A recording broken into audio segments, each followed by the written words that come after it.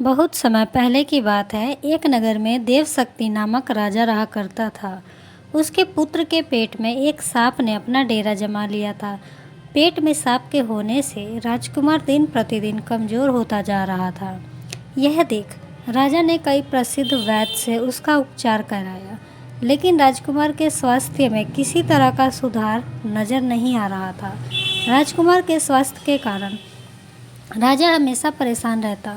यह देखकर एक दिन राजकुमार अपने राज्य से दूर दूसरे राज्य में चला गया और मंदिर में भिखारी की तरह रहने लगा।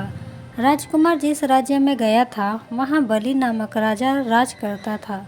उसकी दो जवान बेटियाँ थीं। दोनों रोज़ सुबह अपने पिता का आशीर्वाद लेने जाती थी।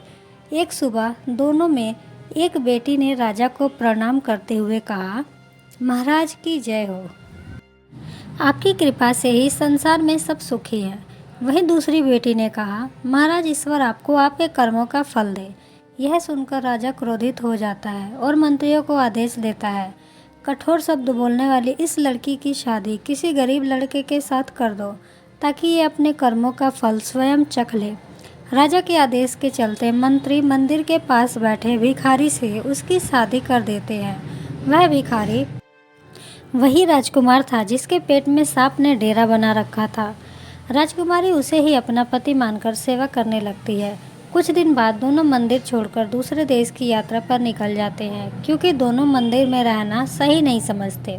सफ़र के दौरान रास्ते में राजकुमार थक जाता है और एक पेड़ के नीचे विश्राम करने लगता है। राजकुमारी पास के गांव से भोजन लाने के लिए चली जाती है। जब वह वापस आती है तो सोए हुए पति के मुंह से एक सांप को निकलते देखती है। साथ ही पास के एक बिल से भी सांप निकलता है। दोनों सांप बात करने लगते हैं, जिसे छिपकर राजकुमारी सुन लेती है। एक सांप कहता है, तुम इस राजकुमार के पेट में रहकर इसे तकलीफ क्यों दे रहे हो? साथ ही तुम खुद के जीवन को भी खतरे में डाल रहे हो। अगर किसी ने राजकुमार को जीरा और सरसों का सूप पिला दिया तो तुम्हारी मृत्यु हो जाएगी।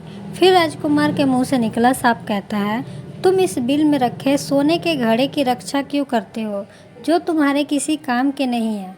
अगर किसी को इन घड़ों के बारे में पता चल गया तो वो बिल में गर्म पानी या गर्म तेल डालकर तुम्हारी जान ले लेगा। थोड़ी देर बाद दोनों सांप अपनी अपनी जगह वापस चले जाते हैं, लेकिन राजकुमारी दोनों सांपों के रहस्य को जान चुकी थी। इसलिए राजकुमारी पहले राजकुमार को भोजन के साथ जीरा और सरसों का सूप पिला देती है। इसके कुछ समय बाद राजकुमार ठीक होने लगा। फिर उसके बाद बिल में गर्म पानी और तेल डाल देती है, जिससे दूसरे सांप की भी मृत्यु हो जाती है। इसके बाद बिल में रखे सोने से भरे घड़े को बाहर निकालकर दोनों अपने अपने शहर लौट जाते हैं। राजा देवशक्ति अपने बेटे और उसकी पत्नी का धूमधाम से स्वागत करते हैं।